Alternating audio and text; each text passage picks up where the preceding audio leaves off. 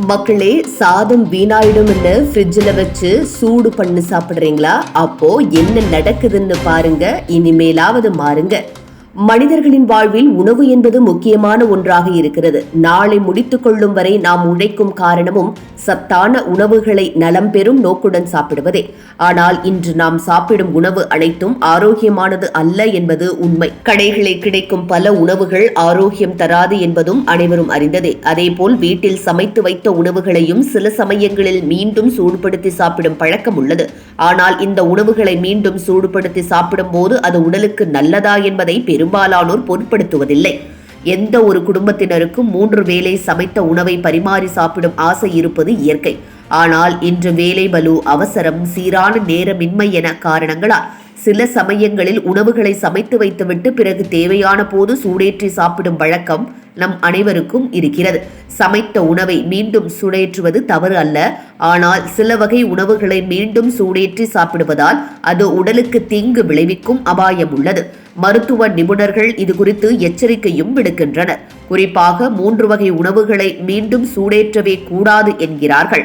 முதலாவதாக சாதம். சாதத்தில் பாசிலஸ் சீரியஸ் எனும் பாக்டீரியா வகையின் ஸ்போர் எனப்படும் உயிரணுக்கள் காணப்படுகிறது. சாதத்தை பத்திரமாக மூடி குளிர்சாதன பெட்டியில் வைக்காமல் நேரடியாக மீண்டும் சூடேற்றி சாப்பிட்டால் ஃப்ரைட் ரைஸ் எனப்படும் உணவு பிரச்சனை ஏற்படலாம். இதனால் வாந்தி, தலை சுற்றல், வயிற்றுப்போக்கு போன்ற பிரச்சனைகள் உண்டாகும்.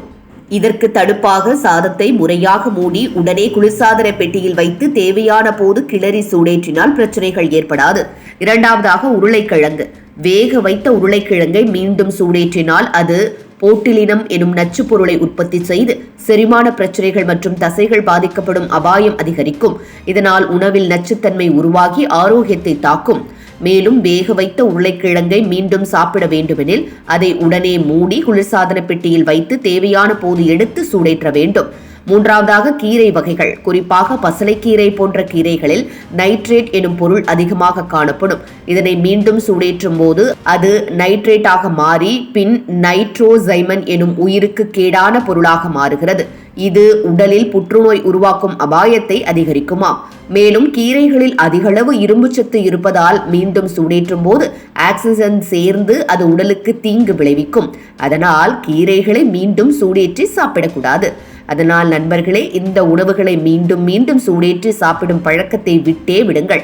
ஒருவேளை மீண்டும் சூடேற்றி சாப்பிட வேண்டுமெனில் அவற்றை முறையாக மூடி குளிர்சாதன பெட்டியில் வைத்து தேவையான போது எடுத்து சூடேற்றி பருகுங்கள். ஆனால் கீரைகளை எந்த சூழலிலும் மீண்டும் சூடேற்றி சாப்பிடாதீர்கள். இது உங்கள் ஆரோக்கியத்தை பாதுகாப்பதில் முக்கிய பங்கு வகிக்கும்.